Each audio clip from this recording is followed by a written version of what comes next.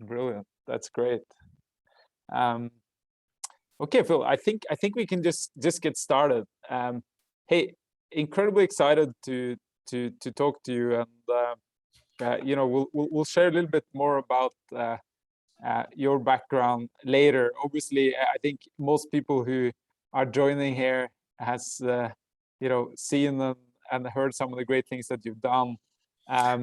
It's incredible, obviously, what you build with Evernote, and I've been part of that community for a long time, and your investment activity and what you're now doing with M, and super excited to share that just for everyone who's joining, so that you know who I am and Antler are.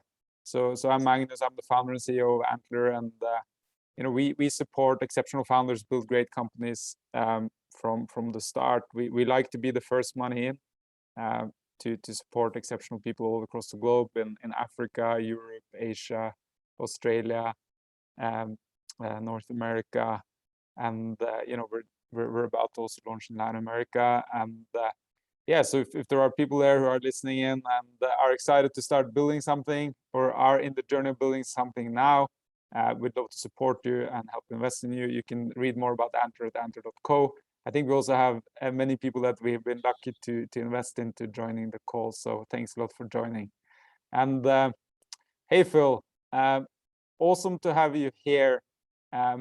We'd just love to kind of jump into a bit of your life story, if you don't mind. Sure.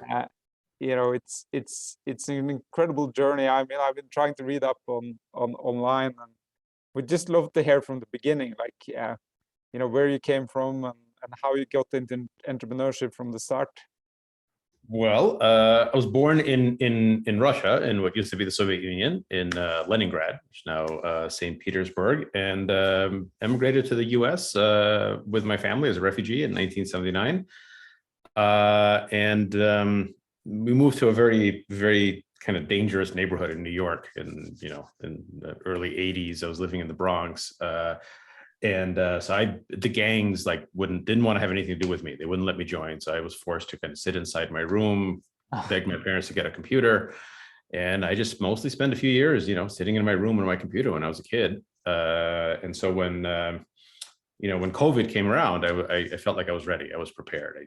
I knew how to sit at home and be on my computer for a couple of years. And, it's kind of been my moment. Awesome. That's obviously incredibly inspiring to hear people taking journeys like that, and then being part of changing the world later. So very exciting to see.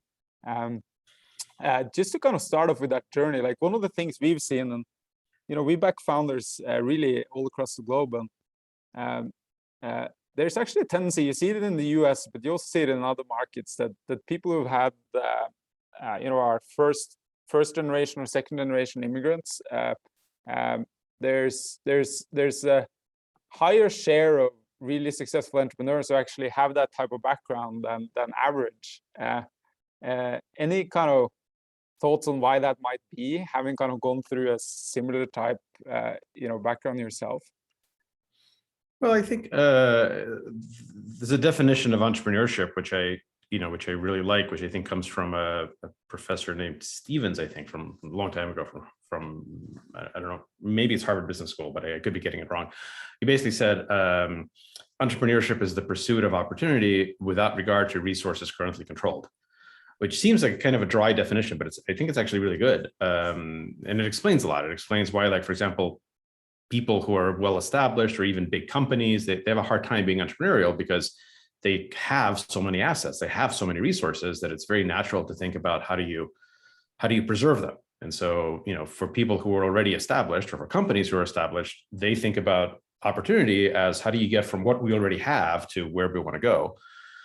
But entrepreneurship isn't about that. Entrepreneurship is not thinking about what you have, only thinking about where you want to get to. And, for immigrants and startups and other people or companies that don't have anything, they don't have very little currently under control. It's just, it comes naturally. We don't have the luxury of, thinking about our current base and how to expand it. We just have to pursue new things. Yeah. Well, that's a great point, and fully agree on that. And Phil, like tell us. Obviously, you were there. You were obviously got a lot of experience from working on the computer. How did you get from there to kind of building a business and being part of building a business?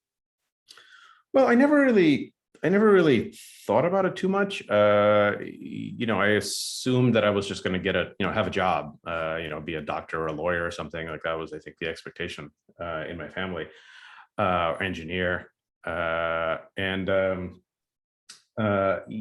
just didn't work out. So I was working as an engineer for a few different companies, kind of in college and right out of college, but it didn't work. So I kept starting things. I kept starting my own things. And so I was always busy. I was always working. I was always doing something, but it was something that I was working on with friends. It wasn't really like the official job. So I started a company with a few friends of mine from college back in 1997, the first kind of serious company that was called Engine 5. And we didn't really know what we were going to do. We just wanted to experiment with having our own company. It was really more of a cultural thing. But we were lucky. That was right at the heart of the first .com bubble. So, in 1997, you could just run around saying .com and people would just give you money. So that's what we did. We ran around a lot. We said .com a lot. People gave us money. And then we got extra lucky because we were able to sell that company about 2 years later, at the end of 1999, which was about 20 minutes before the .com bubble burst. And went through that, started a second company, started a third company. So it was really a journey that felt like I was failing, like I wasn't living up to my expectations for myself and my parents' expectations. And probably took, I don't know, 10, 15 years before I thought, well, actually, starting companies and being an entrepreneur, maybe that's a valid lifestyle. Maybe it's okay. Yeah. And then the first big success you were part of building was Evernote, or was there any of the companies before that you'd like to talk a little bit about? Yeah, I mean, my first company, Engine 5, was doing early e-commerce stuff. So the big change there was .com. People were getting connected to the internet in mass for the first time, and that was a big revolution. And so we built some of the very first e-commerce things, and we had a great exit. We sold that company. We didn't have any investors because we literally didn't know that there was such a thing as investors. We were all programmers. We didn't know, we thought investors were like stockbrokers. We didn't know that there were people who would give you money. So we just had to be profitable from the beginning, which was very hard work. But then when we sold the company, we got to keep all the money because there were no other investors. So that was nice. Yeah, that's great. And then when was this? When was that? It was 97 to 99, right at the heart of that first internet bubble. And then we started a security company right after 9/11. I think after 9/11, everyone wanted to work on something substantive. So we started a company that did security for banks and governments, and then sold that 6 or 7 years later. And then sat around, and it was mostly the same team. And thought, okay, well, what do we want to do next? What do we want to do for a third company? And the big change was the first two companies, we were building products for somebody else. We were building products for e-commerce companies or for banks or for governments. And the third one, we wanted to build for ourselves. We were just tired of thinking about what customers want. We didn't care about customers. We just wanted to we want to build the things that we wish existed in the world. Yeah. And that's how Evernote got started. We thought we really wanted to feel more productive. There wasn't anything out there. And so we started building for ourselves, and that became Evernote. And then that was already a long time ago. I'm very old. No, that's great. Can you talk, I think, just talk about that process of kind of coming out with the Evernote kind of idea. And at that point of time, you probably had a little bit of time kind of thinking through what you're going to spend your time on next, right? And it's obviously one of the questions I get, and we talk a lot about is, how do you kind of go from having either multiple ideas or an area that you're very passionate about or a problem you're excited about solving to kind of, really being dedicated to kind of put a lot of effort, time, and work into making this happen. I'd love to kind of hear how that process was for you guys at the Evernote time. Well, we've really kind of refined that process a lot more at Old Turtles. Now that Old Turtles is our product studio that we make hopefully important products for the world, and we've thought a lot more about that structure of how it works. At Evernote, it was really, the motivation was very simple. The motivation was literally like, we were just bored of thinking about what other people wanted, and we were just wondering, like, well, what would it be like if we make something that we want? And so we sat around, the founders, and we just said things out loud that we love. And I said, I love video games, a big video game player. Maybe let's build a video game. But then we thought, well, it's already a lot of video games we don't have time to play. Like, maybe we don't really know anything about building video games, only playing them. So maybe we don't need another video game company. Then one of my co-founders said, this was in 2007. One of my co-founders said, oh, a lot of this new social media networks are really interesting. Maybe we should build a social media network. And I said, yeah, they're really cool, but there's already MySpace and no one can beat MySpace. We're just too late. So we decided, not to build a social media network. And we just kept like thinking about what do we want? What do we use? What do we use every day? And at some point someone said, well, I want to be more productive. We were all nerds. We were all like into like life hacking, productivity hacking, but productivity software hasn't changed. At that point, it hadn't changed in like 20 years. It was just Microsoft Office. And we were like, what the hell is Microsoft Office? Like, even then it was old.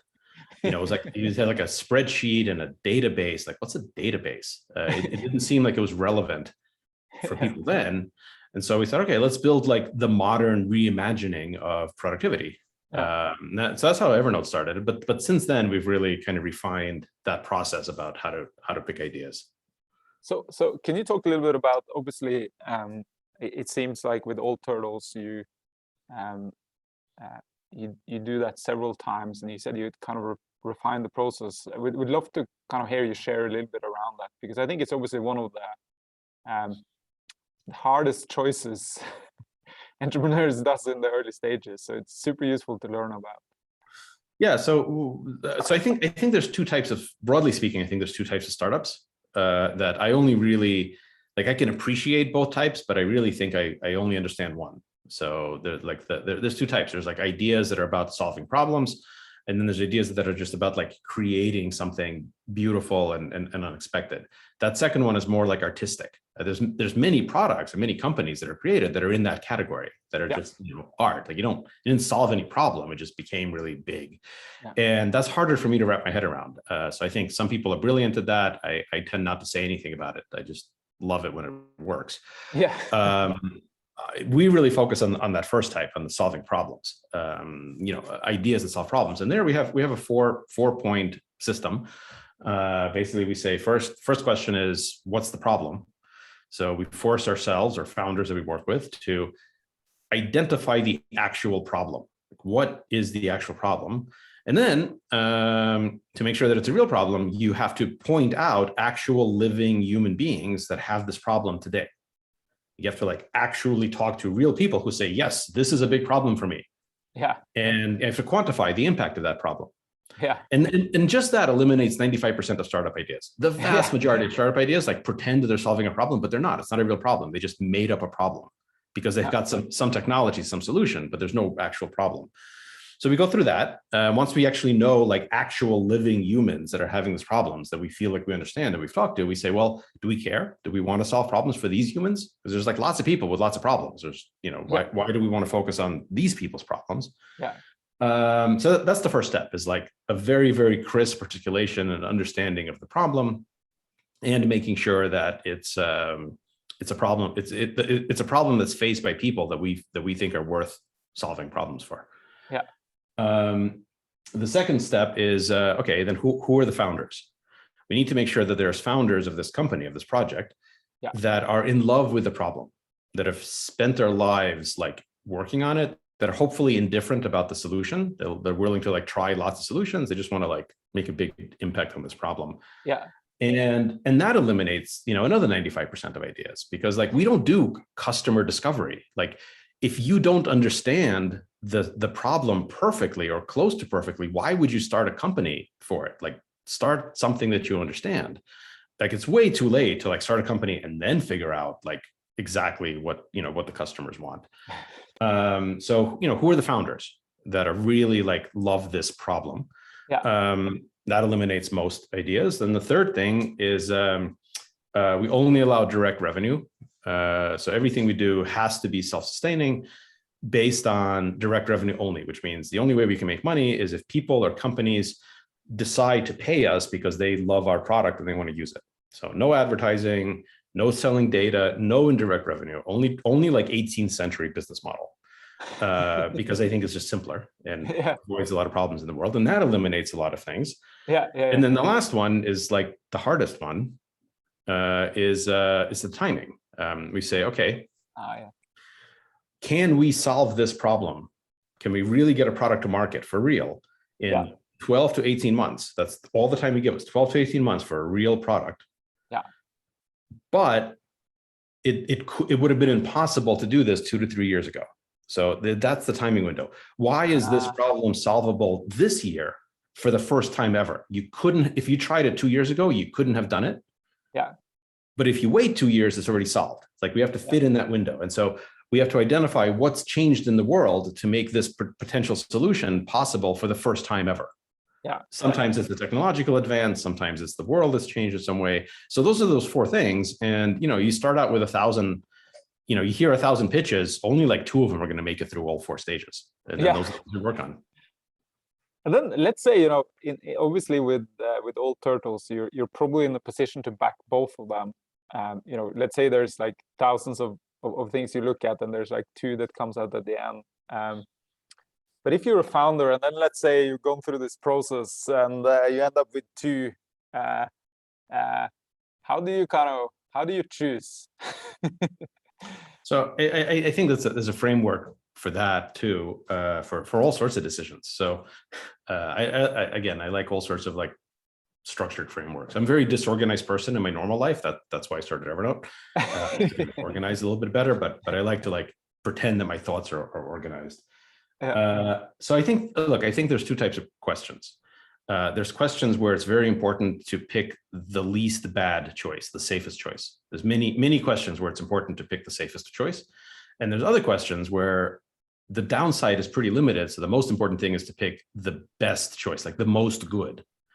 And it's really important to identify for anything that you're deciding, is it type A question or type B? Is it the kind of question where it's important to pick the one that has the most good, or is it important to pick the one that has the least bad? And that's totally different, like analysis, everything's different about it. And, it turns out that human brains are very, very wired to bias towards negative, to bias towards risk reduction. When you're talking about something and, it's much easier to look smart if you're criticizing, if you're negative, if you point out the risks. This is just like how it works. So if you think about the positive, trends faster on Twitter as well. Well, everything, especially socially. Especially when you have multiple people, because if you've got multiple people talking, everyone is trying to seem smarter than the previous person. And the only way to do that is to get more and more negative, more and more critical. If you're the positive person, people think you're an idiot or, an American or something. Like it's harder to be positive about things. So when you're faced with a question, you decide, is it more important to pick the least bad or is it more important to pick the most good? And I think most startup questions, the vast majority, it's much more important to pick the most good, because who cares if you fail? It's just not like, whatever, your company doesn't deserve to succeed yet. The world is not a tragedy for the world if your random startup fails. So you have to make the choice based on what's the most good. So you have 2 ideas that are pretty good. You ask, let's say you have idea A, you say, okay, let's say we build idea A and it works and it's super successful. How awesome is the world because of that in 5 years and 10 years? And then you look at idea B and you say, okay, let's say we build idea B instead and it works and it's super successful. How awesome is the world then? And then you pick which world is more awesome, A or B, and you don't think at all, well, what happens if we fail? Well, are we more likely to fail? Like you take 100% of the risk out of it and you compare the good to the good and you choose the one that's the most good. When you're making other decisions, about things like getting vaccinated and stuff like that, it's probably important to pick the least bad. And so you make them differently. But for entrepreneurial stuff, it's usually about what's the most good. Hey, so just to follow up on that, so I thought a lot about that myself, because I also love kind of analytically going through these decisions. I love it. I think it's a great way to kind of move forward and what I felt is sometimes there can be there can be a conflict between the analytical answer to what's the right thing to pursue versus your kind of passion or gut feeling, right? and one of the things that I found is, and very much as we were starting Antler, is like when you really got it is when you've gone through whatever process you've kind of designed for yourself in terms of kind of coming up with the right choice, and you can combine that analytical conviction with a very strong gut feeling and passion around what you're doing. Like if when you have the match, that's when you know to kind of get going. So it's kind of like there's an emotional journey on top of the analytical journey. How do you think about that? Yeah, I think it's really important. One of the things that I'm happiest that I kind of figured out, in whatever, almost 30 years, or actually 30 years of running companies, and it took me a long time to figure it out. Like I wish I figured it out 30 years ago, not like 5 years ago. Is the most important thing is to decide how you're going to make decisions. Like it's not about the decision. Like the decision itself isn't that important. What's important is deciding ahead of time. How are you going to make it? How are you going to decide this thing? What's going to make it a yes? What's going to make it a no? How are you going to choose this versus that? Like the process. And make sure you're clear in your own head about how you're going to make any particular decision, what you're trying to optimize for, and make sure that everyone around you that's involved in that is also clear. So you're all making it in the same way. So it's totally fine to say, okay, this decision on, okay, we need to pick a name for the company. How are we going to pick the name so we don't wind up with a terrible name like mmhmm? How are we going to pick the name? Well, it's okay as long as you're clear. You say, I'm just going to pick the name that I like the best, purely emotional, not going to analyze it. Okay, just be clear about that. Or you could say, no, we're going to pick the name analytically, and we're going to focus group it, and we're going to do studies, and that's how we're going to pick it. Okay, but agree ahead of time. Like don't lie to yourself, and agree with the team.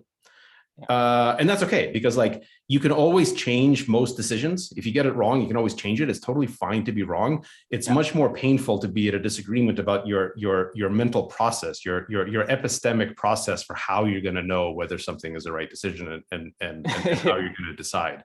So yeah, I think like, if you look at startup decisions, imagine this graph where all the way up here, all the way in the top of the vertical axis, you have pure gut, just gut feel. Yeah. And then like all the way in the bottom, it's 100% data. Like you're just looking at the data and you're following the data. Yeah. For any decision, it tends to fluctuate. So in the beginning, at the very beginning, it's usually 100% gut feel because you don't have any data. Yeah. So it's just like, you have to trust your instincts.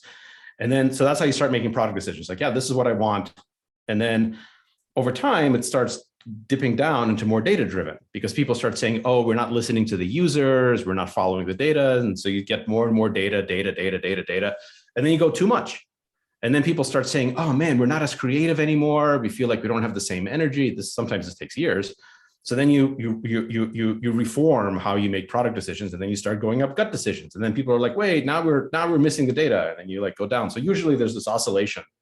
And hopefully, if you're good, the oscillation gets smaller. So it starts out with very big oscillations, but then, after a couple of years, you're just kind of bouncing along at that axis, and sometimes a little bit more gut feel, sometimes a little bit more data. You find that balance.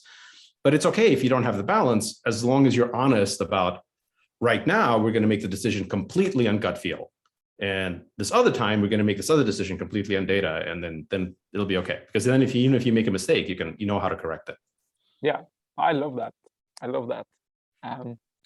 And tell us a bit about Old Turtles and how that came about. That was just after Evernote, or that you got started on that?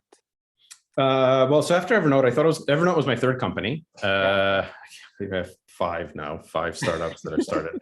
Evernote was my third, and I was done after Evernote. I was at Evernote for 9 years, and I thought, all right, I just want to retire.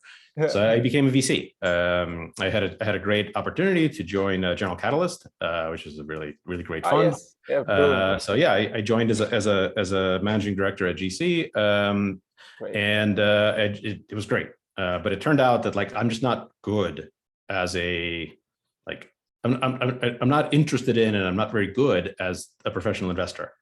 Like I don't have the skills to like evaluate ideas and founders and then decide like where to put money without me being much more hands-on, which you're not supposed to do as an investor. Like the mistake I was making is, I would like, I remember the first pitch meeting that I heard as a VC was there with some of my partners, and I heard the pitch meeting, and afterwards my partner Hemant said, "Hey, what'd you think of that?" And I was like, "Oh, I think that was pretty good."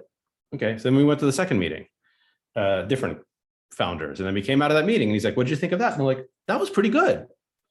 And went to the third meeting. I was like, "Oh, that's pretty good." And then you finally, after the third one, he's like, "Look, you're making the classic entrepreneur turned investor mistake. You're evaluating, of course they're good. They wouldn't have gotten to us if they weren't good. But you're looking at the idea and you're thinking about, well, how would you run with it? But that's irrelevant. Yeah. What you have to ask yourself is, how are they going to run with it?" And as soon as I understood that, I was like, wow, yeah, I just don't really care. I'm not going to be good at that. I don't really care about it. So yeah, so after 2 years, we decided, okay, let's start Old Turtles. So General Catalyst was one of the major investors in Old Turtles, and we had a few others to build products. Fantastic. And how so what's the model there? So you literally go through the type of thinking that you talked about earlier to identify important problems to solve, where there's a real demand and it's the right timing to build it, and then you go from there and kind of find the right type of founders who are very passionate about that. I'd love to kind of talk us through how Old Turtles work. Well, our central kind of process philosophy is from my co-founder, Jessica. It's strong opinions loosely held. So we really believe strongly, and this is how we do things until we change our mind. And we change our mind all the time. The ones there's more data, we just change our mind. So we want to be clear about this is how we do it until we decide to change it. And then we have to be clear that, oh, we just changed it. Now we're doing this way. So we have strong opinions, but we're not religious about it.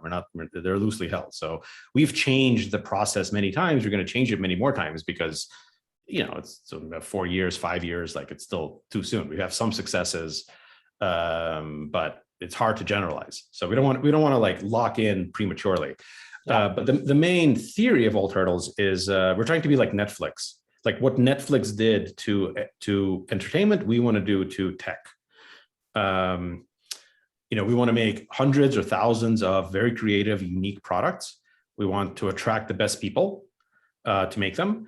We want to do it totally globally in every country in the world. We want to be a large, publicly traded, studio. We want to be a product studio in the same way that Netflix is a content studio. We want to make products and distribute them and do all of that stuff.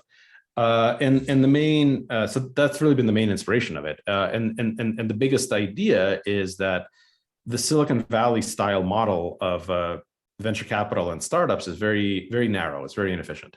And the central problem with it is that it fetishizes startups. And we don't care about startups. We care about products. So sometimes the products should be in an independent startup, like mmhmm, which is great. We'll spin them out of startups, but sometimes they should just be products. It shouldn't be companies, and that's fine. Or sometimes they should be part of big companies, and that's fine too. So we kind of focus on making products that are successful, that are good for the world, and we don't care too much about whether or not it's like a small company or a big company or an independent product or an independent company at all, or just a product at some other company. That's all fine. I think like imagine if you're like one of the most brilliant musicians alive today. Let's just say you're like a 1 in a million, like musical genius. You're like a Mozart level. Thank you, Phil. I appreciate it. That's what I've heard about. Yeah. If you're that good, right, that talented, you like, what do? You don't have to start a music company, right? You just play. And the platforms are already created, like YouTube and others, where like billions of people are going to hear you, right? Yeah. If you're one of the most brilliant writers in the world, you don't have to start a writing company. You just write. Yeah. If you're one of the most brilliant filmmakers in the world, you're like a Mozart level, one in a million, like super brilliant filmmaker. You don't have to start a movie studio. You just make movies for Netflix or something, right? And you could be very financially successful and creative. But if you're one of the most brilliant, 1 in a million Mozart level product people, you have to make a company first. Like, we tell you, oh yeah, that's an interesting idea for your product, but before we're going to find out whether this product works, go make a company. Here's how you make a board of directors, and here's what a 409A valuation is, and don't forget to file your 83B elections, and here's how you hire people, and here's how you fire people, and here's how you do marketing. Here's this 10,000 things that are like super boring and very hard that you're going to screw up. And so first become a CEO of a shitty little startup before you get to make your product. That makes no sense. And as a result, the vast majority of startups fail. And they probably fail for reasons that have nothing to do with their idea. They fail because they screw up one of the 10,000 really difficult but really not unique things. Yeah. So instead, we said, okay, what if we put a structure and we get one of these brilliant product founders, or hopefully many of them, and we say, okay, yeah, let's just build this product, and then let's figure out whether it's a company later. That's really it. That's super interesting. So it's kind of, it creates a new opportunity, right? Where the opportunities today is, if you want to build a great product, you either got to join a company who's kind of working on something similar right now, or you got to start your own startup, and you have now all turtles as kind of almost like an opportunity in between. It's quite interesting. I was just looking at your companies here. There's one of them, obviously you showed the name earlier, mmhmm, or how do you pronounce it, Phil? You got it, however you want. Yeah, awesome. Tell us a bit about that, and what the product is, and the problem it's solving, and how it came about. Well, start with how it came about. I mean, it started as a joke. We were, in May of 2020, a couple of months after the pandemic started, we were all working from home. We were distributed. It was really scary and boring. Constant video, all of our meetings sucked. And so we just started goofing around on video, just making like funny GIFs and putting shit in the background, and we just wanted to make people laugh a little bit, because it was such a sad and difficult time. And we didn't intend to make it, a real product. But then, everyone that we showed it to, we made this little prototype, just loved it and encouraged us to make more. And then really the breakthrough moment came when I had to teach a class that I've taught lots of times before. Is about the startup metrics. Is this thing I have called the state machine, where I kind of explain one of these metrics. And I've taught this class lots of times, but always in person. I have slides and everything. And I had to teach it online because of COVID, and I didn't want to do it. I wanted to cancel it because I thought it'd be so boring. Like, no one's going to want to sit through like Zoom with like my slides and me, and like I couldn't imagine wanting to do it. So I decided to cancel it, but then I thought, well, it's probably going to be a year or two, so I don't want to cancel everything. So maybe I should just figure out how to just embrace it. Yeah. So I redid all the materials in an early version of mmhmm, and I taught the class on video in mmhmm, and I was flying around and pointing at things, and I did all these things that I could never do live because, it's much easier on video. And it was great. Not only did I think it came out good, I think it came out a lot better than my live classes. I think like the students who got to see it on video had a better experience than the ones that had to go see it live, in previous years. And that's when the light bulb went off. And I was like, oh, like video doesn't have to be a poor substitute for being there in person. Mm. Video could be a completely new thing. It can give you communication superpowers. And that's what we focused on that. And then I, called some investors, and everyone wanted to invest, and it all just kind of snowballed from there. Exciting. That's a great story. Hey everyone who's listening, we're also going to take some questions. So we already have a few. If anyone who's kind of listening in here has other questions, please just add it in the Q&A tab. Phil, I think we'll start taking some of the questions that people asked there. Great if you put them in the Q&A and not in the chat, because then I need to read through all the chat messages. But questions that are in the Q&A tab. So one of them I think we talked about already. About that hungriness as being a person who came to the US from another place, and you talked about how when you don't have anything, going from not having anything to something, it's just a different journey than having something and then kind of wanting more. I think that was a great answer. The second one, we also talked about validation of the problem. What we didn't talk so much about is, how do you find the kind of people who are excited about solving this problem, right? Like, how do you identify them, especially with all turtles? That must be something you're thinking about quite a bit. We'd love to hear your kind of thought process there. Well, I think this is a process of really filtering. So we don't have to work on anything that we don't want to. The same is true for entrepreneurs. You're starting a company. No one's forcing you to start this company. And so I wouldn't start something unless I already had a deep understanding and appreciation of it. I just wouldn't do it. So if I'm in a position where I have to like go and find people to validate that it's a problem, I'm in the wrong space. I would only do things where I absolutely know that it's a problem because I've been living it, and I know, and my family has, and my friends have. And so if it's stuff that I'm doing myself, like there is no validation. Literally, I have never done product validation. I mean, I've never done problem validation ever, because why would I start something if I didn't know that this was already a real problem? When, you know, as an investor or with All Turtles, then of course we can't be experts in everything. But, you know, if the founders who come to us, we don't think that they have that level of understanding, then we won't back it either. So I kind of think that, like, you know, validating a problem is something that you do way earlier in your life than starting a company. And if you don't know that it's a real problem, don't work on it. Work on something that you know is a real problem. Yeah. No, I agree on that. And hey, Phil, you can think about that as on your own as a founder and as an individual. How have you thought about kind of co-founders and finding the right people to work with throughout these various businesses that you build? You mentioned earlier that many of them have been the same over a period of time, but you know, if you brought in other co-founders on the way, how do you think about that? And then sure, it would be a great partner, and obviously in the very beginning as you get started. Yeah, of course. I mean, we've got, you know, there's people that I've been working with now for 25 years, and there's people that, you know, I hired literally yesterday. So I guess one thing is I don't think there's anything. I think one of the kind of harmful aspects of Silicon Valley mentality is the concept of a co-founder. Co-founders are great. I've always had co-founders for all my companies, but they're not. That's not like a permanently privileged position. Like, it's just team members. There's nothing inherently magical about someone who happened to be there in the beginning or early than someone who got there later. You should always be looking at, you know, total contribution right now. And this is a little bit harmful. Like being a co-founder isn't a job title. Co-founder is just something that you happen to be because you were there at the beginning, and you can get recognized for that. It gives you a little bit of moral authority, and you're always a co-founder. Once you're a co-founder of a company, you're always a co-founder. Even if you leave, you're still the co-founder. But at the same time, you're not actually guaranteed to be any more important than someone who, you know, who was the 500th employee. You got to look at the overall contribution. And there were sort of two pieces of advice.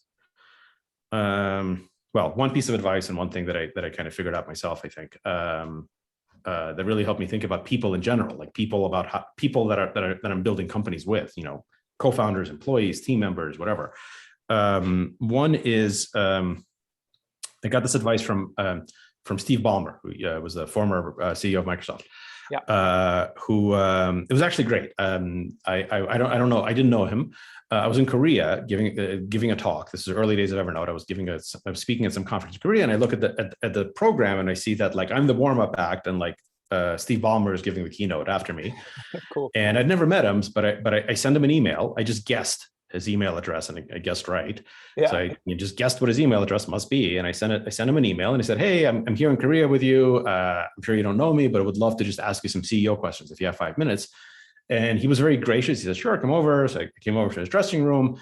We only talked for like 5 minutes, but then he said, "You know what? Like, you should just come fly over to Seattle. Like, I'll spend a day with you. You can like ask all sorts of things." So we did that. So I got to spend a lot of like many hours with him. Really had a great conversation. And one of the best pieces of advice he gave me is, he said, "Look, I think you have like," he says, "my model is every person gets like 100 people in their lives. And maybe some people only get 50, maybe some people get 200, but everyone, let's just say you have 100 people, 100 slots. And these are the load-bearing people. These are the people that you're going to do every important thing with at work, at life, whatever. But it's a finite set. There's only 100, and you don't get any more. And he said, most people don't understand that. And you know, they go through half of them by the time they get out of college. Like by the time they got out of college, they've already had like 50 relationships, and they lose track with these people, and you don't get the numbers back. Yeah. And he said, so the most important thing is to just like be really mindful about like when you meet someone, who are the people that are going to be in orbit with you, that you're going to want to do stuff with for 20 years, 30 years, 50 years. And he said, I've got about 100 of them. I probably don't have that much room for more. You know, he's in his 60s by at that point. And, you know, some of these people, probably 12 of them are like at Microsoft, and I run the company with them. And those are the people I talk to every day and run the company, but obviously not all of them. Others are people that I've never worked with, but like they're the first people I call on the phone when we want to do something, and other people are in the family. And so I thought that was a really beautiful way of thinking about it, where just act as if you're only going to ever have, you know, 100 people that are going to be really important to you, and make sure that every single one of them, you try to stay in orbit with them. And you try to think about how can you be helpful to them, because that's the best way to guarantee a long-term relationship is you have to help them, not the other way around. If you think about how are they going to help me, that's, you know, not a really good basis for a long-term relationship. Yeah. So that's probably that's why there's, you know, I've got 20, 30 people, maybe 40 at this point, that are in that orbit. These are people that I know I want to do things for the next 50 years with these people. And, you know, and every once in a while we do stuff together. This is brilliant. I love that concept. Load-bearing people. It's 100 of them. I think everyone should think through that. And also that part that you mentioned on the way there is, you know, some people will just kind of shuffle through them, right? And then that kind of 10 years together is lost. That 10 years of getting to know each other, figuring out, building trust. It's a great concept. Love that. A couple of more questions there. So let's take this one. The mmhmm demo video on YouTube is a masterpiece, and it's going to be my forever reference on how to present the features of a product online. Did you spend much time on it is the question, but perhaps talk a little bit about how you made that down, and how you kind of can synthesize something in such a great way. How do you think about that, kind of communicating the product to the wider audience? Yeah, that first video, no, I didn't spend much time on it at all. And it got, I haven't checked in a while, but it had, you know, over 1 million views. That was pretty organic. I mean, basically what we realized, our plan was, so we started the company on May 27th, and we decided to launch into a closed beta on July 7th. So 42 days later. 42 is kind of an important number for nerds. So we said, okay, we're going to launch the beta 42 days later, and it was a closed beta, invitation only. Yeah. And the reason we put the waiting list, the invitation only beta, was not for marketing. It wasn't to like hype. We didn't want hype. We said we want to build a good product as quickly as possible. And so we want to make sure that every day we can invite the smallest number of statistically significant new users, so that we could test whether the changes we made to the product the day before are better or worse. And, you know, you always need new people flowing through, because you got to test a lot of like the early onboarding, and you also want return people. So we kind of figured, okay, we want a couple of 100 people like every week. Every week we want like 200 to 500 new people to use it. But we didn't want them all to be friends of ours, because it's not a good test. So really our whole point was, okay, we want to have like maybe 1,000 to 2,000 people on the wait list that we can then, you know, over the next few weeks, we invite them. And originally we were going to make it secret. We were going to ask people not to talk about the beta. But then I thought, well, it's a communication product. We're going to like ask people to test the communication product and then ask them not to talk about it. I don't know. That seems like kind of a dick move. So we thought, all right, we should do a little bit of like, at least get our own story out there. So we thought we'd make one video that people can refer to and do one media story. So we talked to Casey Newton at The Verge, who I've been friends with for years. And we thought, okay, we'll do that, and it'll be kind of quiet, but we'll get 1,000 or 2,000 people. And then it just, you know, it exploded from there. Like we failed at keeping it quiet. So we had like 100,000 signups. We were looking for 2,000. We got like about 100,000, like very fast. In 42 days. You know, no, much less, in like a couple of weeks. Okay. But that video turned out great. And it was, I think part of the reason, now that I look at it, part of the reason that it turned out well is like, it wasn't You can just tell, just watch that first video. Like, I'm not really trying very hard. Like, I'm just talking about the product, and I really like it, and like it's fun, and I'm like enjoying using it. And it had only been around for like an hour at the point we made that video. So yeah, it's actually like, if I was going to try to do that now, it'd be hard to recapture. Yeah. Oh, it's great. It's a great story. And yeah, for everyone, 42 Meaning of Life, you should all read the Hitchhiker's Guide to the Galaxy if you haven't done it. It's a great book. Don't panic. So a question that came out twice is, how do you grow paying users fast? I mean, that's obviously a rather kind of general question, but perhaps kind of give some thoughts on it. I'm sure a great product has something to do with it. Yeah, I mean, that's really the only right good answer is, if you need to grow it fast, then make a good product and make it easy for people to pay. I'm not trying to be flippant about that answer. That's just, I don't really know of any other way to think about it. We have this we've made a plan. The more important thing, though, isn't the answer to that question. The more important thing is that the right question? Since we're talking about nerd books, sort of sci-fi books, one of my favorite sci-fi authors is Ursula Le Guin. She wrote a lot of stuff, but probably her best known work is The Left Hand of Darkness. And she has a quote in that book, which I first read that in high school, and I remember like reading that quote and being like, wow, this is so deep. I had no idea what it means, but I just felt that it was very important. And then every couple of years since then, I like reread the book and I see this quote, and it like makes more and more sense. The quote is basically, it's the utter futility, the complete uselessness of knowing the answer to the wrong question. Her basically point is about how like one of the most damaging things that we can do in life is pursue the answer to the wrong question. Yeah. Like the question is much more important than the answer. And so like, so we try to be very clear about what's the right question right now.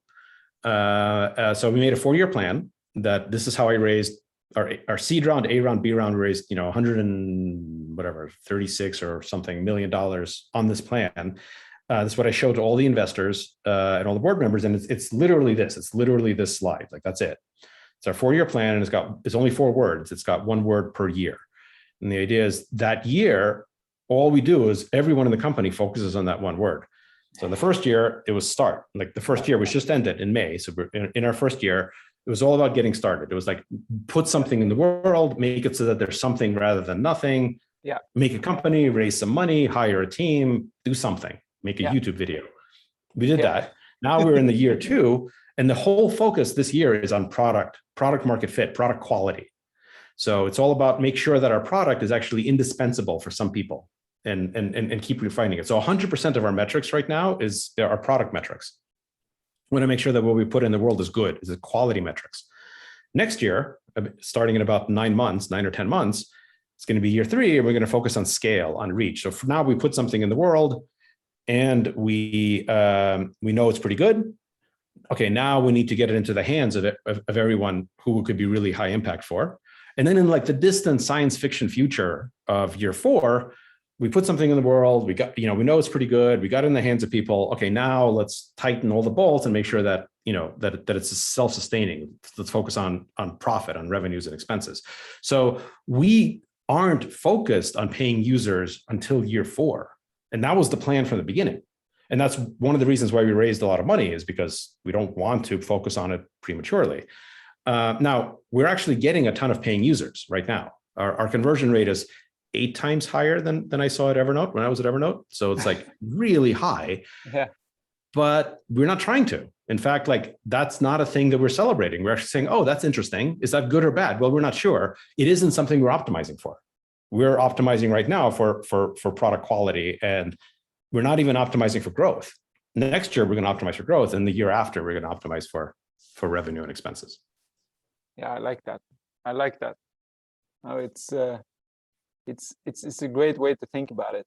Now, another question that came up here is, obviously, you've gone through a journey now where you're on your 5th company, and that company is launching several different products. One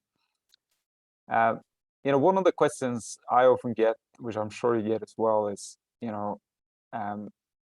for when you build a subsequent business, you bring with you a lot of experience from having done it before, and some of that is conscious and some is not conscious. But the question is, like, as a first-time founder, you know, what are some of the things, you know, you mentioned a lot already, but for the first-time founders that are here and listening in and now building things, what are some of the kind of experiences and learnings throughout that kind of journey of building 5 really exciting companies that you haven't already mentioned that you'd like to share? Well, you know, probably the most important thing, especially for people just getting started, is that it's just really hard. And my general advice for, you know, startup founders is to not do it. Just don't. It's hard, and you're probably not going to make any money. It's really hard. I don't think people realize this enough. I think we have sort of a fetishization of entrepreneurial life, and people don't quite understand what the costs are. You know, there's a lot of conventional wisdom in Silicon Valley, especially about how, oh, startup failure is fine, and startups fail all the time. It doesn't matter, you know, you're not going to suffer. And in one sense, it's true. It doesn't matter for the world if startups fail, but startup failure is not fine. Like, it is brutal. It is very difficult. It can screw up your health. It can screw up your relationships. It is a really, really, really, really unpleasant and terrible thing to go through for you and for the team. Even though it's, you know, fine. And you say, oh, but you learn a lot from failure. Yeah, you do. But you also, you know, you can learn a lot from Wikipedia. Like, there's cheaper ways to, like, learn than by making a company, dedicating a few years of your life to it, and then failing. The startup failure is brutally difficult. Yeah. Startup success is worse. Like, if you think that, like, working at a failing startup is hard, like, try working at a successful startup. It is one of the hardest things in life. Hard because it's like, it's never ending. It's constant fight or flight. It's extremely, extremely stressful and very often unpleasant. I just don't want to be, I want to be honest about it. Now, is it worthwhile? Yeah, if you're working on the right thing. I would never, ever, like, start a company where I was making a product that I didn't think the world needed, because why would I ever put up with that? It's just not worth it. Yeah. But if you're making something that, like, you really think that it's worth your suffering for the world to make it, then fine. But understand that it's really difficult and you're going to suffer. And the way I've been thinking about it recently, and this is something that I wish I'd known 30 years ago, and not just, you know, 5 years ago or whatever, 10 years ago when I first got a glimpse of this. So imagine that you're like a really champion, like Olympic level skier. Like, you're an amazing skier. First you were an amazing musician. Now you're like an amazing skier. You're great. You're like 20 years old and you can, like, you're skiing world class. And you know that when you're doing, you know, you're jumping and you're skiing bumps, and you know, you're, like, screwing up your knees when you do it, because, you know, you understand knees are hardware and, you know, you have to take care of them. But even if you take care of them, you're still going to, like, kind of damage your knees, but, you know, it's worth it because you're a great skier. You're 20 years old. Now, let's say 30 years go by, you're 50, you're still skiing. No one thinks, oh man, it must be so much easier for you to ski. You must be such a better skier at 50 because you've got 30 more years of experience. Yeah. You're like, well, yeah, you have 30 more years of experience. And so some things you probably are a better skier in some sense, but in a much more important sense, you're not, because you're 30 years old or your knees have been banged up for 30 years. For sure. So you can't ski the same way at 50 as you can at 20. And people understand this because they understand that knees are hardware. But people think that your brain is software. Yeah. And it's not. Your brain is also hardware and it gets damaged the same way. Yeah. So we learn a lot of bad habits as entrepreneurs and CEOs when we're 20. Yeah. And you can't do it the same way. You can't be the same kind of founder or CEO when you're 50 than when you're 20. You have to find a way to do it differently because there's fundamental damage that happens in that time period. And I think we don't quite understand this. I didn't quite understand it. So I kind of wish I had earlier. And if anyone's on this call is just getting started, first of all, just quit. Don't do it. That's the easy way. If you decide not to and you decide to pursue it, just, like, be conscious of the damage, make sure that it's worthwhile, and then think about how are you going to keep doing this for 10, 20, 30, 40 years, and understand that you're going to have to develop different ways of CEOing if you want to continue to do it. I think those are brilliant points. And No, I definitely experienced it myself in the last business I built. I think I put on like 15 kilos and was in really bad shape when we ended up exiting the business. And that's something I've been very conscious of when we're now building Antler is, to maintain the health on the side of actually building the business. And yeah, you have to do it differently. I think it's a great point. So in a certain sense, also people are just getting started and doing the first time over. It has some advantages versus the people who've been doing it for a while as well. Right. It doesn't get easier, right? Yeah. It's not like it's easier being a CEO now than it was 20 years ago. It's not easy. Yeah, it's a great point. Hey, Phil, we were over our hour here. I really appreciate it. There's a bunch of more questions. How can people follow your kind of writing and thinking? I think you're teaching a class. You're doing a few different things. Like, where can people follow you? Yeah, I mean, the internet. I'm kind of everywhere. I'm happy to chat with people if they have ideas for a coffee chat or something. They can just get in touch, probably through you. Feel free to give them contact info. For sure. And I'm happy to have virtual coffees or something. But if you want to follow me on on Twitter or YouTube or anywhere on the internet, just Google my name. Yeah, it's not that usual a name. There's not very many of us. So okay, awesome. What's your Twitter handle? It's a P Libin, P-L-I-B-I-N. Okay, brilliant. Everyone follow Phil Libin and find him on YouTube. Really appreciated this. This was very insightful, Phil. I think we could go on for hours here. And thank you so much for your time. Thanks, Magnus. Bye. Thank you. Bye-bye.